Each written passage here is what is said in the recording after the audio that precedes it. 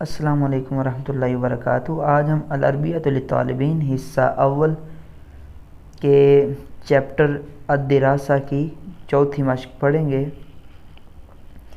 اس مشق کو حل کیسے کرنا ہے؟ اکثر طریقہ کار تو وہی ہے جو ہم پہلے پڑھ چکے ہیں، بار بار وہی طریقہ استعمال ہوگا۔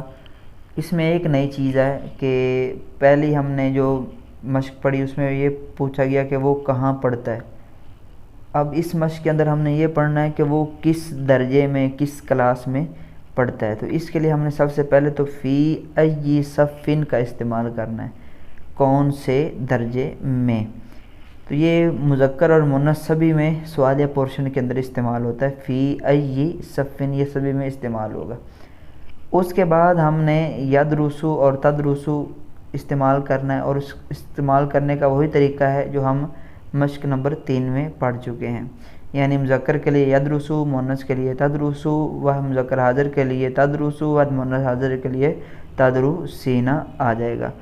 اور جواب کے اندر فاعل کو لفظوں میں لے کے آئیں تو فاعل کے اعتبار سے پوچھے گا، ہم نے تو لانا ہی لانا ہے، اور اگر فاعل کو لفظوں میں نہ بھی لے کر آئیں تو پھر بھی کوئی مسئلہ نہیں، کیونکہ یہ پہلے آپ پڑھ چکے ہوئے ہیں کہ سوال کے اندر جب نام ذکر کر دیا جائے تو جواب میں دوبارہ اس کو ذکر کرنے کی ضرورت نہیں ہوتی۔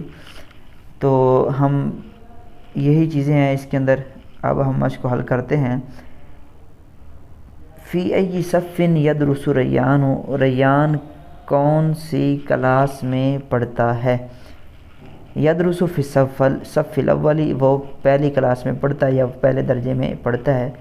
فی ای صفن تدرس عائشہ، تو عائشہ کون سے درجے میں پڑھتی ہے؟ تدرس فی الصف الاولی، وہ پہلے درجے میں پڑھتی ہے۔ انت ہے فی ای صفن تدرس، تم کون سے درجے میں پڑھتے ہو؟ ادرس فی الصف الثانی، میں دوسرے درجے میں پڑھتا ہوں۔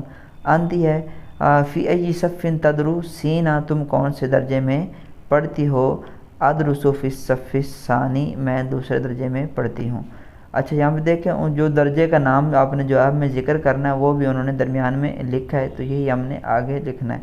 اس طرح اخو کا یہ مذکر ہے تو اس لیے ہم یہاں پہ یدرسو اخو کا لے کے آئیں گے، شروع میں فی ای صفن آ جائے گا، اور اختو کا ہے اس کے لیے اس کے شروع میں ہم فی ای صفن اختو یا تدرسو اختو کا آ جائے گا، اور جواب تدرسو اختی بھی لگا سکتے ہیں، اور تدرسو فی الصف الثالث یہ ڈائریکٹ بھی لکھ سکتے ہیں۔